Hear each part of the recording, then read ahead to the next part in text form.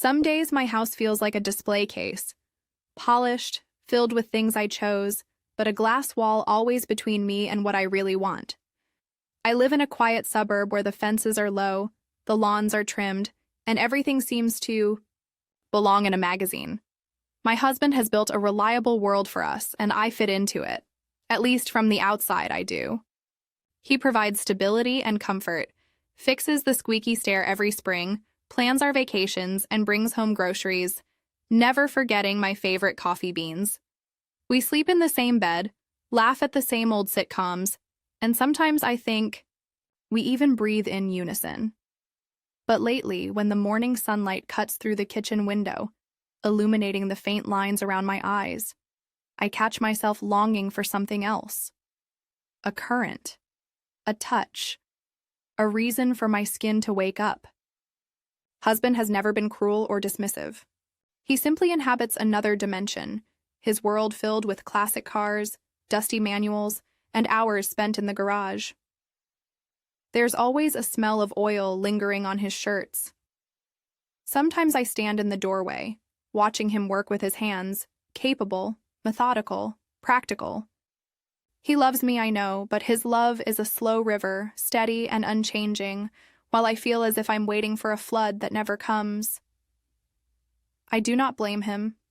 Perhaps I am just asking for something the universe forgot to design for me. The truth is, I have secrets. Not the kind you hide in a locked drawer, but the kind that show up in subtle ways. The perfume I choose for myself, the silk slip I wear under my sweats on days when no one is watching, the anonymous blog where I pour out the thoughts I would never say aloud. My desires simmer quietly, never boiling over, but never letting me forget that I'm alive. This spring, life changed its rhythm without asking me. My husband's son from his first marriage arrived unexpectedly, dragging a battered suitcase and a restless energy into our home. He said his mother needed space, and he'd stay, just for a while.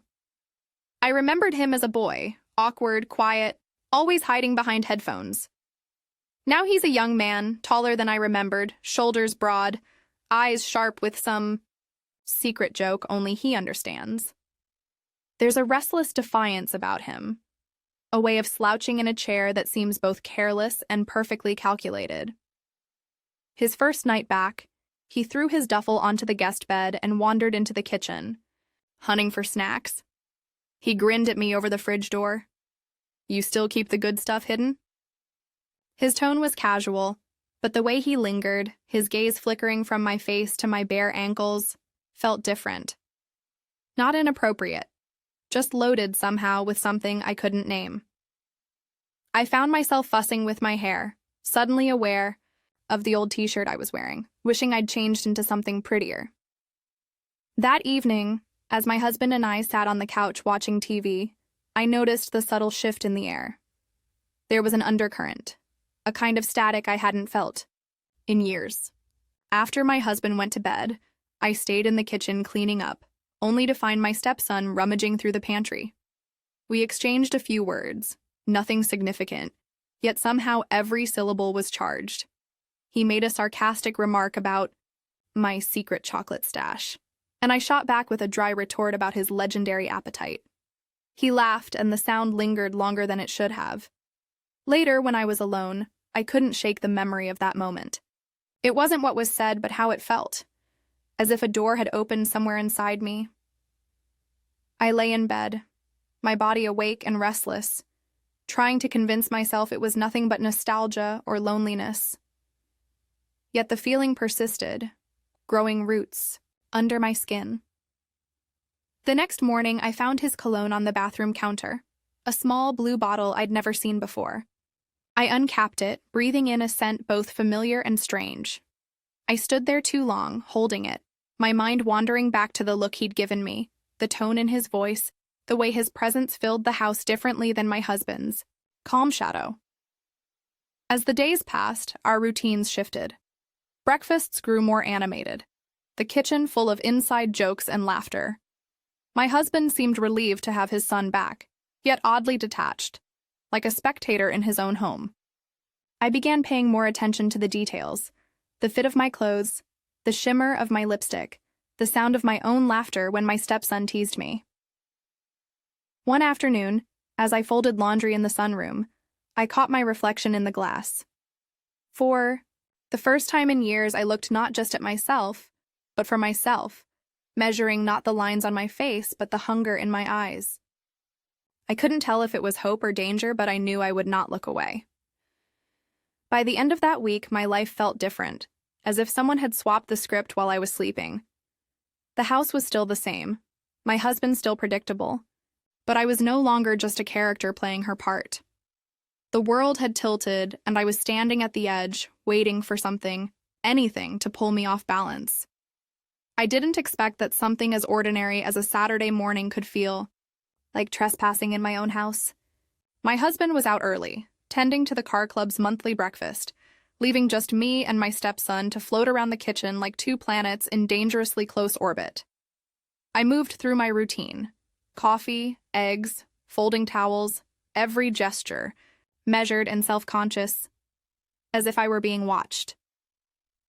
In truth, I was, though never directly.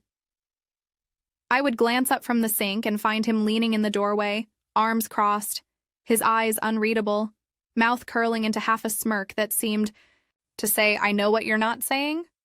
The boundaries of our lives had always been clear. Now they were smudged by glances held a beat too long, by the brush of his arm against my back as he reached for a mug.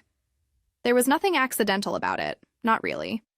He moved with a kind of deliberate clumsiness, an unspoken dare in every small act. I felt myself responding in ways that both excited and terrified me. Smoothing my blouse, arching my back, laughing too loudly at his jokes, letting my hand rest on the counter just a moment longer than necessary. Around midday, we found ourselves side by side in the garden, pulling weeds. He started humming an old tune, something bluesy and out of place among the rose bushes.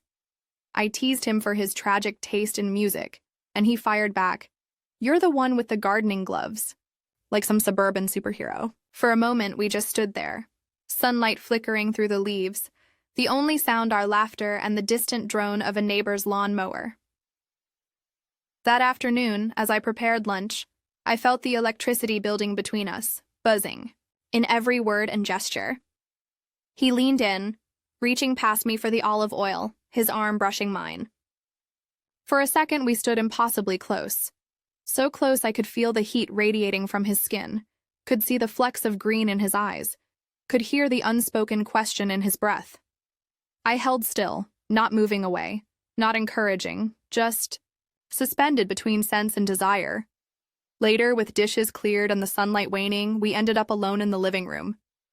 My husband was still gone, the house impossibly quiet except for the faint ticking of the wall clock. I sat on the couch, reading or pretending to. He sprawled in the armchair, legs extended, phone forgotten in his lap.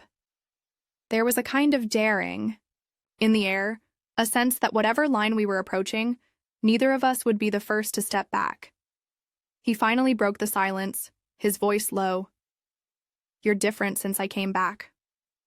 I didn't answer right away, tracing the pattern on the book's spine with my finger. "Am I?" I managed, my voice steadier than I felt. He watched me for a moment, then shrugged, feigning indifference. "Maybe I'm just noticing more." The tension was sharp as glass, almost painful, and I realized I didn't want to dull it. I wanted it to cut. It happened in the smallest, most innocuous way, almost as if we'd rehearsed it.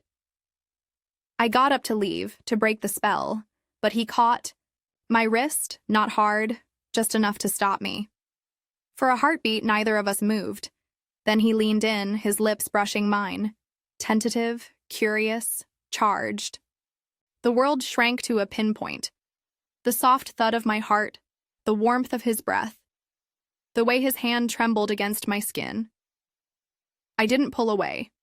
I didn't even close my eyes, not at first.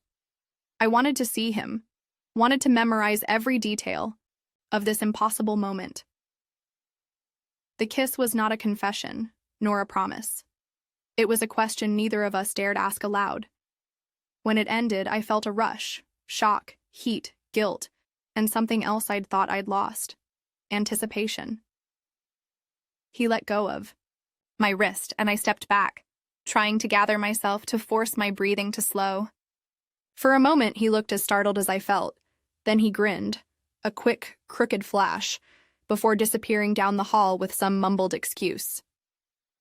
I spent the rest of the evening in a daze. My body was humming, nerves alive in a way I hadn't felt in years. I avoided mirrors, afraid of what I might see, blame or desire, or maybe both. When my husband returned, the three of us had dinner as if nothing had changed. I made small talk, refilled wine glasses, played my part so well I almost believed it. That night, alone in the bathroom, I caught sight of the lingerie I'd chosen. That morning, lace, dark and unfamiliar. Not for my husband, not for anyone but the woman I was becoming. I ran my hands along the silk, wondering how long it would take before my thoughts returned to the feeling of forbidden lips and the look in my stepson's eyes. Sleep didn't come easily.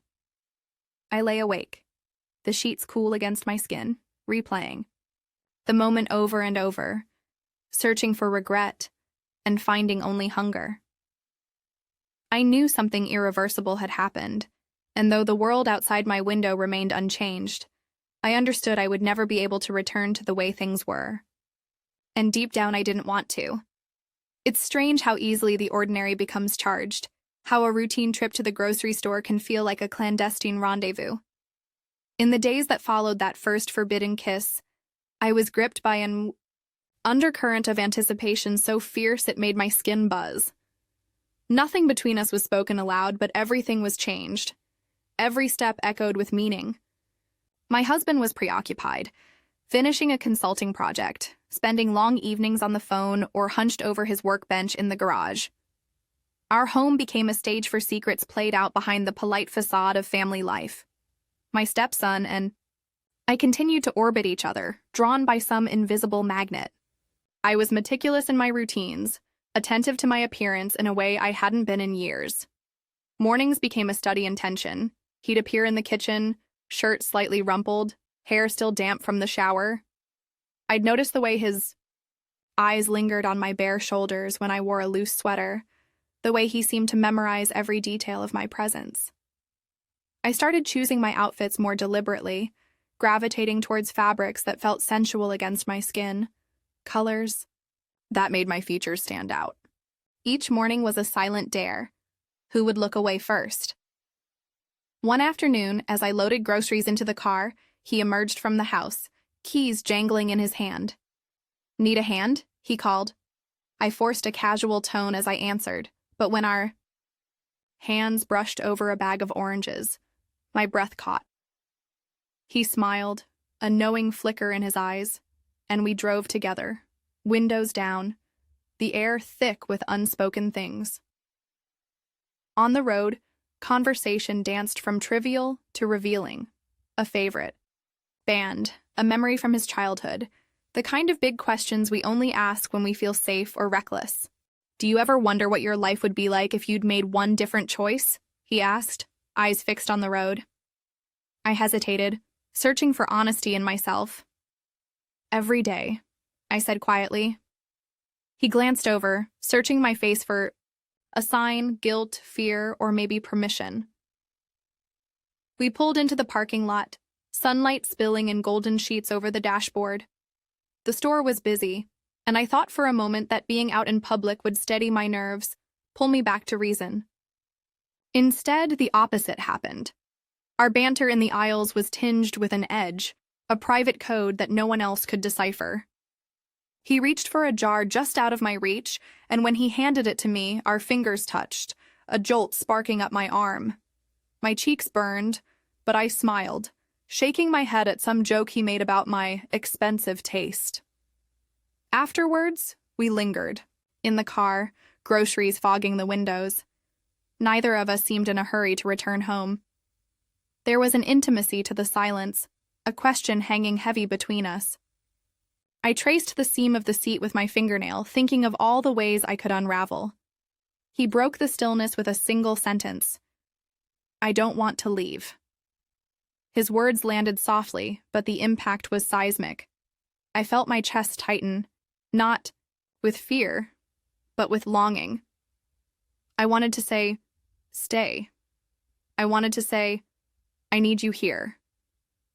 Instead, I reached for the ignition and started the car, swallowing words that threatened to upend everything.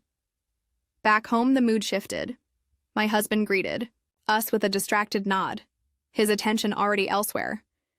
I retreated to my bedroom, heart pounding, wondering how close I had come to giving myself away.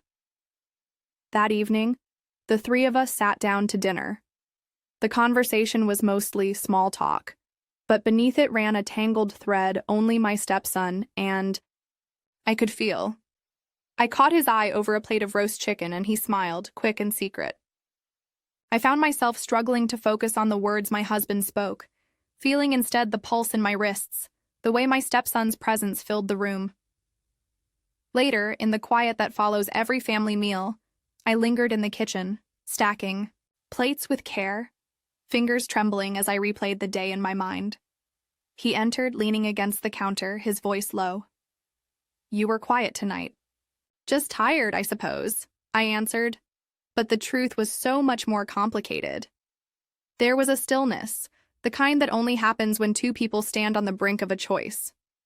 I sensed his frustration, his restlessness, the way he wanted more than stolen glances and accidental touches. I understood because I felt the same ache, the same relentless hunger.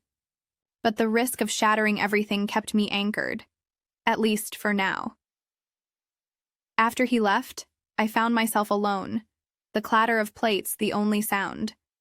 I pressed my palms to the cool marble, willing myself to regain control.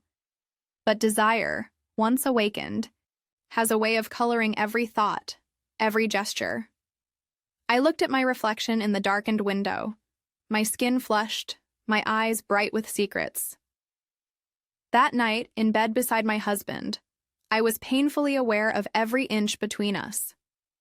He reached for my hand, and I let him, but my mind was elsewhere, haunted by the memory of sunlight on the dashboard, the heat of my stepson's gaze. I wondered how long I could go on pretending, and whether deep down I even wanted to. As I drifted toward sleep, I realized something vital. I was no longer simply waiting for my life to happen. I was an accomplice, a co-conspirator in my own undoing, hungry for the next moment when routine would break and the world would tip out of balance once again. The days slid into each other, and the house, once a sanctuary of repetition, became a maze of private signals and silent negotiations. My husband's world narrowed to the humming of power tools and the glow of his laptop. He barely seemed to notice the shifting tides beneath his own roof, yet sometimes in the late hours, I would catch him watching me as if searching for a pattern he couldn't solve. I became hyper-aware of my movements, how I poured coffee, how I folded a blanket, how long I lingered in the hallway before bed. I felt exposed and invisible at once, suspended between the roles I had always played and the woman I was now becoming. Tension accumulated in the smallest places. One night after dinner, my husband left his phone on the table and retreated to the garage, the door closing with a familiar thunk. My stepson sat across from me, tracing patterns on the table with a spoon, the air thick with things unsaid. I busied myself with the dishes, hands trembling just enough to betray me. It was then, in the shivering silence of a half-lit kitchen, that everything cracked. We heard the argument before we saw it. My husband's raised voice cutting through the hum of the house, sharp with frustration over a missing tool or a careless gesture. My stepson bristled, muttering under his breath, and excused himself to the backyard.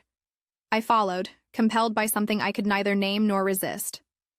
The night air was damp, carrying the scent of wet grass and the faint memory of rain. He was sitting on the steps, head in his hands, shoulders tense. I sat beside him, knees nearly touching, the silence between us buzzing louder than words. "He doesn't even see me," my stepson finally said, voice heavy with a blend of anger and resignation. "It's always been this way." I wanted to say something comforting, but nothing I could offer would change years of history. Instead, I placed a hand on his back. A simple, human gesture. He flinched at first, then relaxed, letting out a breath that sounded like surrender. In that moment, the boundary between us dissolved. I understood the rawness beneath his bravado, the way his restlessness masked a deeper ache. We sat like that for a while, the cool air wrapping around us, neither of us moving. When I finally spoke, my words were quieter than the crickets. "You're not invisible." The admission lingered, heavier than I intended. He turned to look at me, eyes bright in the shadows, searching for a promise I couldn't give. After a while, he stood and walked back inside without a word. I remained outside, staring up at the sky. The stars were obscured by clouds, but I could feel the world turning anyway, a slow, inevitable drift toward something neither of us could avoid. Later that night, I found him in the hallway just outside the bathroom, his silhouette illuminated by a crack of light. We exchanged no greetings, no pretense of casual conversation.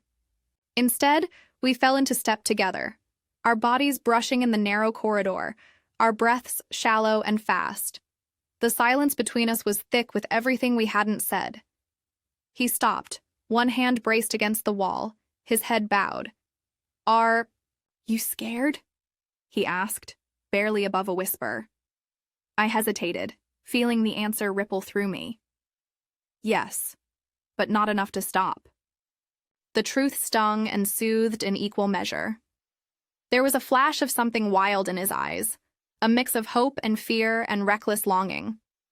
For a moment we stood suspended, the world reduced to the heat of our proximity and the desperate urge to close the gap between us. His hand grazed my waist, just a whisper of touch, but it set off a cascade of sensations, electric and dangerously sweet. We parted with no further words, but the message was clear. A threshold had been crossed, and neither of us wanted to turn back. Sleep, when it came, was fragmented, restless with dreams where desire and regret entwined. I woke before dawn, a knot of anticipation twisting inside me, already plotting the next day's moments, searching for opportunities to be alone with him again. The lines between longing and guilt, excitement and fear, blurred further until I could hardly tell which was which. By the time morning arrived, I had already chosen my clothes with him in mind. A soft sweater, form-fitting jeans, lingerie delicate as spider silk. My body remembered his nearness.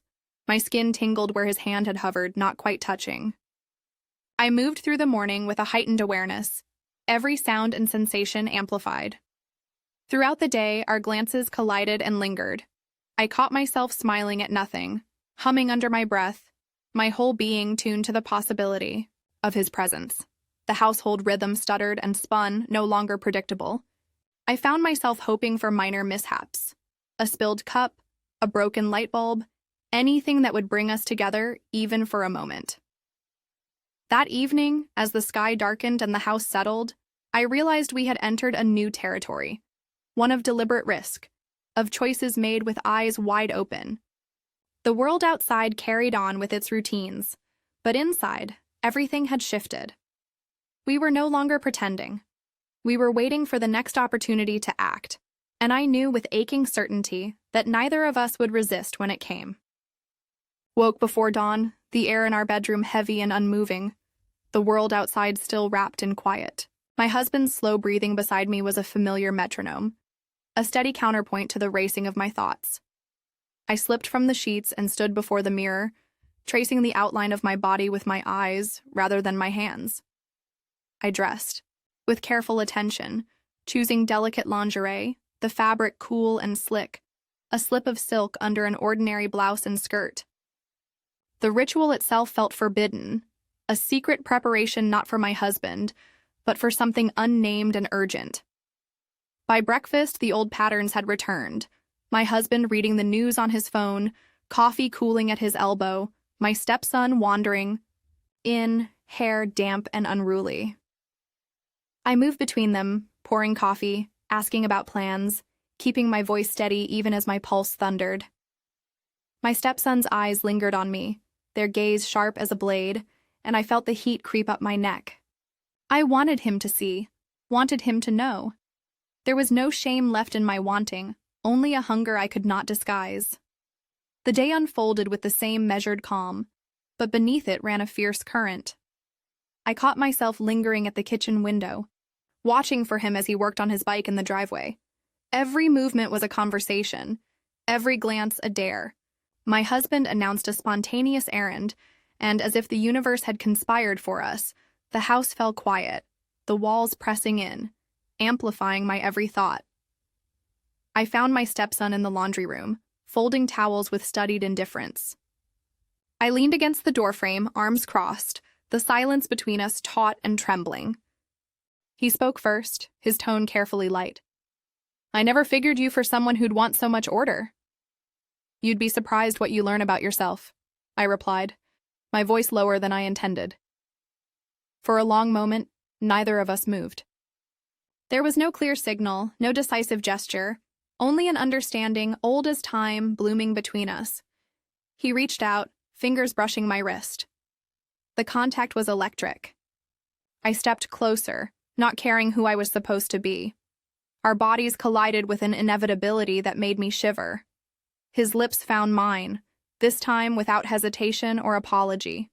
The kiss was deeper, almost desperate. A collision of need and confession, of fear and freedom. We pulled apart, breathless and wild-eyed, hands tangled in fabric and hair. The distant sound of a car in the driveway jolted us back to reality. I pulled away, pressing trembling fingers to my mouth, the taste of him still lingering. He laughed, softly, a reckless, breathless sound, and slipped past me out the back door, leaving me dizzy and hungry for more. I composed myself as best I could, straightening my clothes, willing my heart to slow. By the time my husband walked in, groceries in hand, I was already in the kitchen, feigning innocence, folding a tea towel. My stepson reappeared moments later, all casual charm, offering to help unload bags. My husband glanced between us, suspicion flickering in his eyes, but said nothing. The performance resumed, but the lines were fraying. That evening, as we set the table for dinner, a message arrived on my husband's phone. He'd need to leave for an urgent meeting that would keep him late. Relief and excitement warred inside me. As soon as he left, the tension in the room shifted. My stepson and I were alone again, the space between us charged with anticipation. We drifted into the living room, speaking in half sentences, our words scattered and meaningless, the silence carrying everything that mattered. He looked at me with a question in his eyes. "Is this what you want?" I met his gaze, letting all my reservations fall away. "I don't know what I want, only that I want this, right now." He stepped closer and I didn't retreat. Our kiss this time was slow, deliberate, almost reverent. There was a tenderness beneath the hunger, a gentleness that made my heart ache. We clung to each other, not out of possession, but of recognition, a kind of silent admission that, for all our careful avoidance, we had crossed a line we could never uncross. Later, when he left the room, I was left with the echo of his touch, the memory of his breath against my skin. Alone, I sat in the dimness, running my fingers over the soft fabric beneath my clothes, remembering the thrill of being seen, wanted, alive. It struck me how little of this was about him, or my husband, or anyone else. It was about the woman I found hidden in the mirror each morning, the one I'd buried beneath years of expectation and compromise. By the time my husband returned, the spell had not so much broken as settled into something quieter, deeper, like a secret too precious to share. I joined him at the table, answering his questions about my day, matching his smile, playing my part with practiced ease. Yet beneath it all, my heart beat in a new rhythm, quickened by the memory of a kiss that tasted like the edge of something dangerous and desperately alive. And as I lay in bed that night, alone with my thoughts, I understood. The hunger would not be satisfied, not easily, Not now. It had awakened something I could never put back to sleep. A longing not just for touch, but for the life I had almost forgotten I could choose. After that night, everything in the house became heightened. Every sound, every silence, every ordinary movement.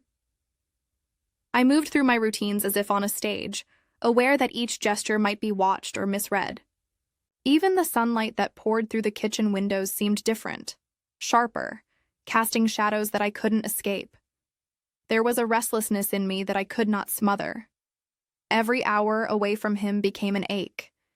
Each mundane task, from folding laundry to emptying the dishwasher, was a countdown until I could steal a moment alone with him again. We started creating a language of small, hidden signals. If he left a mug turned upside down on the counter, it meant he was waiting for me in the garden. If I put on a certain scarf, he would know to meet me in the garage. The thrill of these secret rituals, mundane to anyone else, electric to us, fed the hunger that had taken root inside me. I became acutely aware of my body, of how a dress slid against my skin, of the way perfume settled at the hollow of my throat. I experimented with color and texture. Dark red lipstick, soft blouses, bracelets that jingled faintly when I moved my hands. Sometimes I would find him watching me from a doorway, his gaze lingering with heat and something like admiration. It made me feel powerful and exposed, both hunter and hunted. There were days when I tried to reconnect with my husband. I wanted to convince myself that I could repair what was slipping away, that I could be satisfied by the steady warmth of his affection.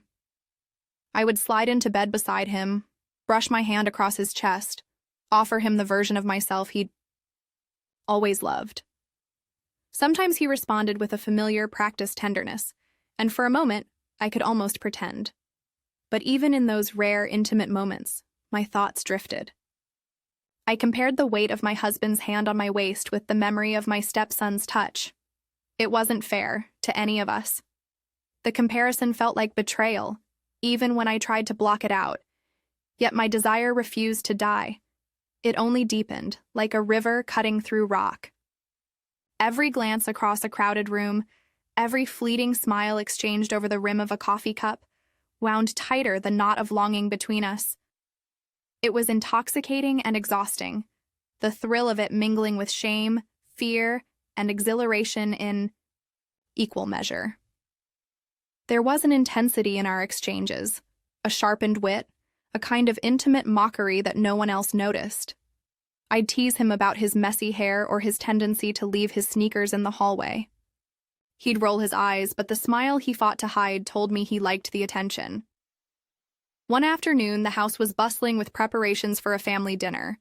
My husband's sister was visiting, and the table was set with a precision that bordered on obsessive. I was all smiles and small talk, orchestrating conversation and laughter. Yet underneath, every cell in my body was alert for the moment when I could slip away. In the lull after dessert, as the others lingered in the living room, I caught my stepson's eye. We both understood. One of those rare moments had arrived. I found him by the back steps, cigarette smoldering between his fingers, the smoke curling up into the twilight. We said little. Words weren't necessary. I stood beside him, close enough to feel the warmth radiating from his skin. For a long moment, we watched the sky darken, the first stars blinking awake. He glanced at me, his voice barely above a whisper. "How long do you think we can keep this up?" I let the question hang in the air. "I don't know. Does it matter?" The honesty in my voice surprised even me. He tossed the cigarette, grinding it out with his heel. "It might," he said, finally looking at me, really looking. There was a vulnerability in his eyes that I hadn't seen before, a crack in his bravado. I wanted to reach for him, to close the space between us, but footsteps sounded from inside, and the moment dissolved. That night, I lay awake, the glow of the city filtering through the curtains, replaying every interaction. I wondered who I was, becoming what would be left of my life when this storm had passed. Guilt coiled in my chest, yet it never fully drowned out the craving. I was addicted to the risk, to the feeling of being alive and wanted. Over the next days, our encounters grew bolder. We started taking brief walks together, just the two of us, pretending to discuss errands or groceries. Once we drove to a neighboring town for a part my husband needed for his car. We spent the afternoon wandering small shops, sharing stories, touching shoulders in crowded aisles, always careful, but never quite careful enough. He bought me a cheap ring from a street vendor and slipped it into my pocket with a conspiratorial wink. I wore it, hidden under my gloves, a secret token that made me smile for no reason. Despite the thrill, a part of me began to fear the consequences. The lies piled up. White lies, but lies nonetheless. Every time my husband glanced at me for a moment too long, my heart raced with dread. I wondered if he suspected, or if he was simply used to looking past the parts of me he didn't understand. The week drew to a close. The craving for connection had become an ache I carried everywhere. One morning, I caught myself whispering his name under my breath, startled by the intimacy of it. I realized then that this was more than just a secret, more than just a rebellion against boredom. It was a collision of needs, his and mine, a hunger that no one else had tried to understand. That evening, as I dressed for bed, I stood for a long time in front of the mirror, unfastening the ring and tracing the outline it had left on my skin. I felt beautiful and haunted, claimed by desire and by fear, and utterly unable to imagine going back to the life I'd known before. The sense of danger began as a low hum, the kind that vibrates in your bones long before you can name it. I woke with a heaviness in my limbs, a foreboding I tried to shake as I moved through my morning. The house felt emptier than usual, echoing with the memory of laughter and glances that, just days ago, had made the world feel impossibly vivid. My husband's briefcase was gone from the kitchen table, an early meeting he'd said the night before. My stepson's shoes were absent from their usual spot, his jacket missing from the hook by the door. I told myself he'd gone for a run, or perhaps slipped out for coffee, but I knew, deep down, that the pattern had shifted. I moved through the house, restlessly tidying, hoping for the sound of the door, a quick, "Hey, I'm back." The minutes stretched. I replayed our last conversation, searching for a clue. He had been distant, eyes shadowed by something unspoken. The night before, we'd sat in the dim kitchen, our words hesitant and brittle. "You seem far away," I'd said, keeping my voice gentle.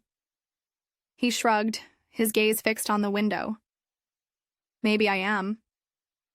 "Are you leaving?" He hesitated so long I almost thought he hadn't heard. "I don't know. Maybe I should." That exchange haunted me now, echoing in every corner. The restlessness grew sharper. I sent him a message, no reply. Called once, then again, my words left unheard in the endless digital void. I wandered into his room, half expecting to find some clue. But it was as he'd left it. Bed unmade, a few books on the nightstand, a mug of cold coffee. Only his backpack was missing, a detail that struck me with a force I hadn't anticipated. By afternoon, my husband returned. He was in good spirits, oblivious to my distraction. He made plans for dinner, suggested a movie, pressed a kiss to my cheek. I responded as if nothing had changed, the practiced smile stretching my face. Inside, I was unraveling. I excused myself and checked my phone again. Still nothing. I felt unmoored, the routines of my day suddenly hollow. When evening fell, I sat on the porch, watching the streetlights blink on one by one, a hush settling over the neighborhood. I tried to summon anger, but found only worry. A raw, unfamiliar tenderness for the boy who'd complicated my life and somehow made me feel real for the first time in years. Finally, well after dark, my phone buzzed. A message. It was brief, almost cryptic. "Meet me at the old cafe by the river. Midnight." My heart stuttered. I typed back, hands trembling, but he didn't reply. I waited, counting the hours, feeling reckless and afraid. The old cafe was a relic from another era, a faded sign, dusty windows, the kind of place no one visited after sunset. When I arrived, the street was deserted. The river behind the building whispered in the darkness. He was waiting on the steps, shoulders hunched, eyes shining with a desperate kind of hope. We stood for a moment in silence, the night air thick with the scent of rain and possibility. Finally, he spoke, voice rough-edged and tired. I couldn't stay away. But I couldn't stay either, you know? I nodded, my throat too tight for words. I wanted to reach for him, to pull him close and beg him to stay. Instead, I stood there, suspended between longing and caution, the weight of what we'd become settling around us.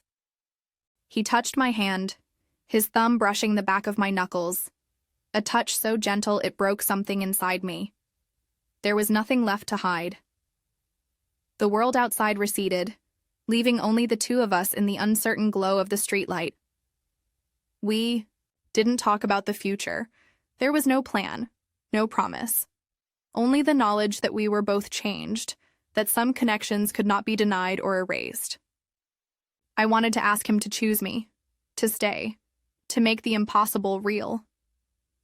But the words died before they reached my lips. After a long time, he squeezed my hand and let go. Go home, please. Don't wait for me tonight. His voice was heavy with meaning, a goodbye, or maybe just a pause. I turned, walked away, each step an effort, the ache of absence settling into my chest. When I reached the corner, I looked back. He was still there, a dark shape against the faint glow of the cafe, watching me go. That night, my bed felt colder than ever. I lay awake, haunted by his absence, wondering if I would ever see him again, or if the story we'd written in shadows and secrecy had already ended. The emptiness was profound, a reminder of what it meant to want something so deeply and to risk losing it for good. The next morning dawned gray and uncertain, the sky heavy with rain that never quite fell. My husband moved through the house with his usual composure, making coffee, humming an old tune as if the world had not shifted beneath our feet. I watched him over the rim of my mug, my mind elsewhere, replaying the midnight encounter by the river, the ache of unfinished words, the uncertain weight of my stepson's touch. I had grown used to the thrill of anticipation, but now it was replaced by something slower, more hollow, a longing that settled deep in my bones. Throughout the day, I checked my phone with a compulsion I could not control. Each hour stretched into the next, empty except for the silent hope of a message that did not come. I tried to lose myself in chores, scrubbing the counters, arranging the living room, alphabetizing the bookshelves, but every task felt like a performance. My movements had no urgency, only the dull ache of waiting. The house was quiet, almost reverent, as if it too sensed the absence hanging in the air. By mid-afternoon, the silence became unbearable. I wandered outside, letting the drizzle dampen my hair as I traced the familiar path along the garden fence. My mind drifted back to the first days of his return, how alive I'd felt, how easy it had been to laugh, to tease, to want. Now, every sound seemed muted, every color washed out. The world had dimmed, as if in sympathy with my unrest. Evening came and my husband suggested we go out for dinner, an attempt to lift the weight he sensed but could not name. We sat in a quiet corner of our favorite restaurant, speaking in soft voices about trivial things, the quality of the wine, the changing weather, the latest neighborhood gossip. There was a time when this would have been enough. I would have taken comfort in the ritual, the certainty, the shared history between us. Now I felt as if I were watching our lives through glass, unable to reach what was just on the other side. In a lull between courses, my phone vibrated. A message at last. My heart jolted, hope and dread colliding. I excused myself to the restroom, hands shaking as I read, "I'm leaving tonight. I have to. Meet me if you want to say goodbye." The Station, 9 o'clock. The words seemed to pulse with finality. I stared at my reflection in the mirror, searching for some trace of the woman I had been before all this began. My skin was flushed, my eyes bright with worry and longing. I pressed my hands to the cool porcelain, trying to still my trembling. Back, at the table, my husband smiled gently, unaware of the storm churning beneath my calm. I nodded and played my part, but the clock in my mind was already ticking. When dessert arrived, I made my excuses, blaming a headache, and we left early.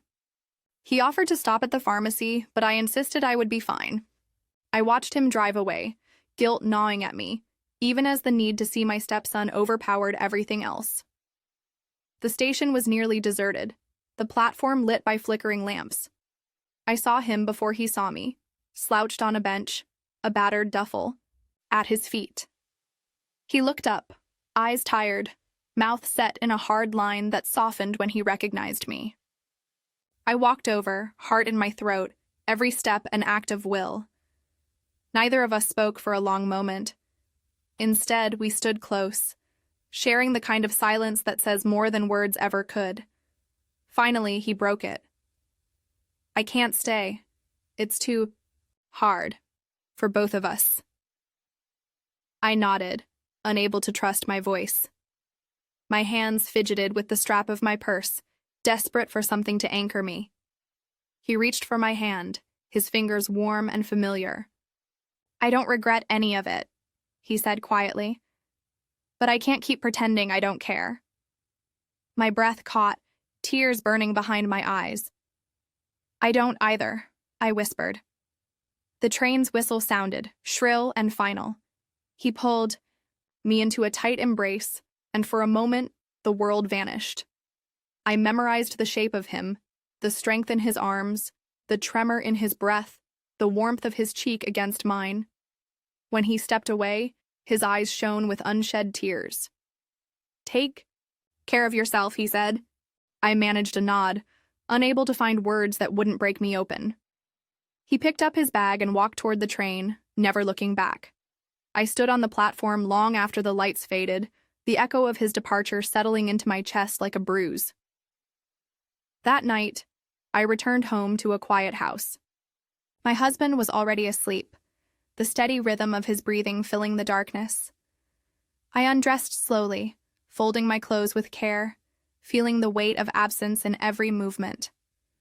Lying in bed, I stared at the ceiling, tracing the constellation of choices that had led me here, each one a star, burning quietly, refusing to go out.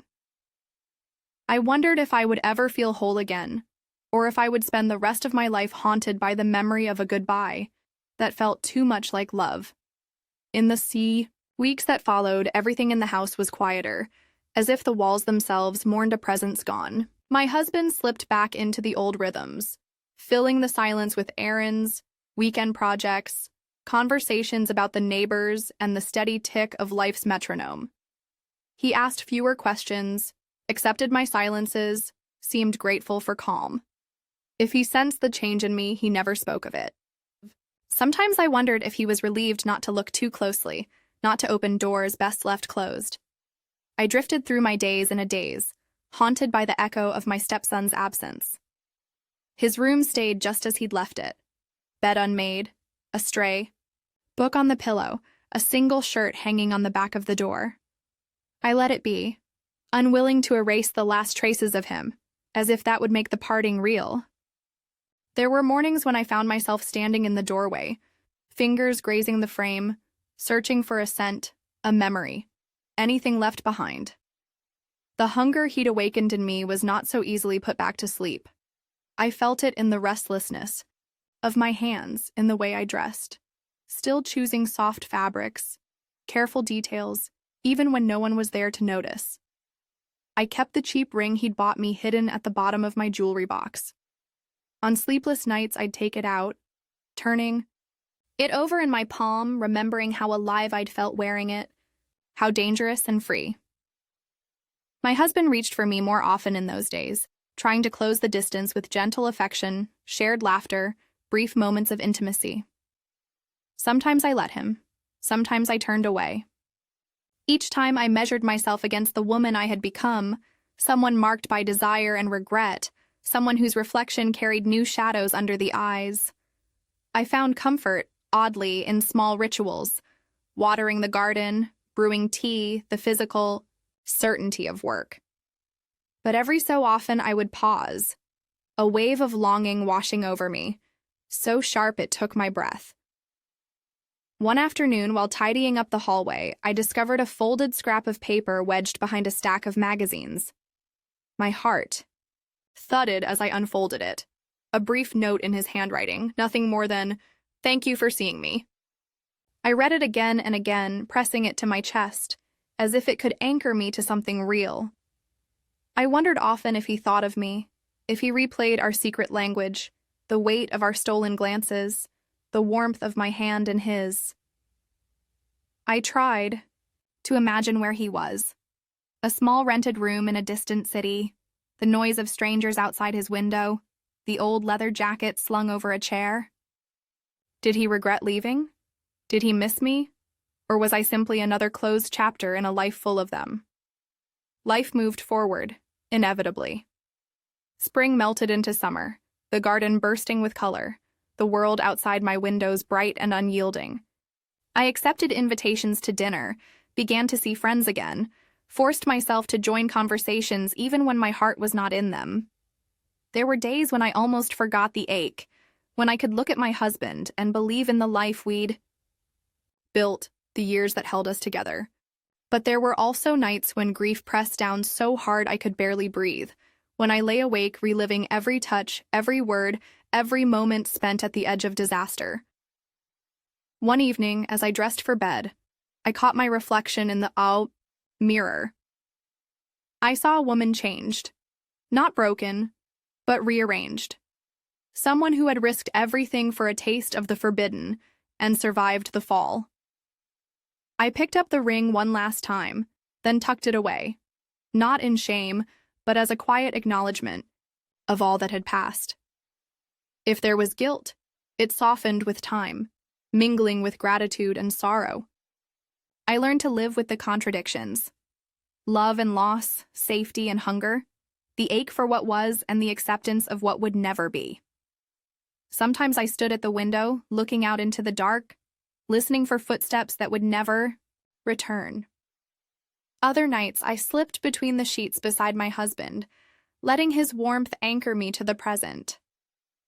Life went on, neither ruined nor redeemed, but transformed.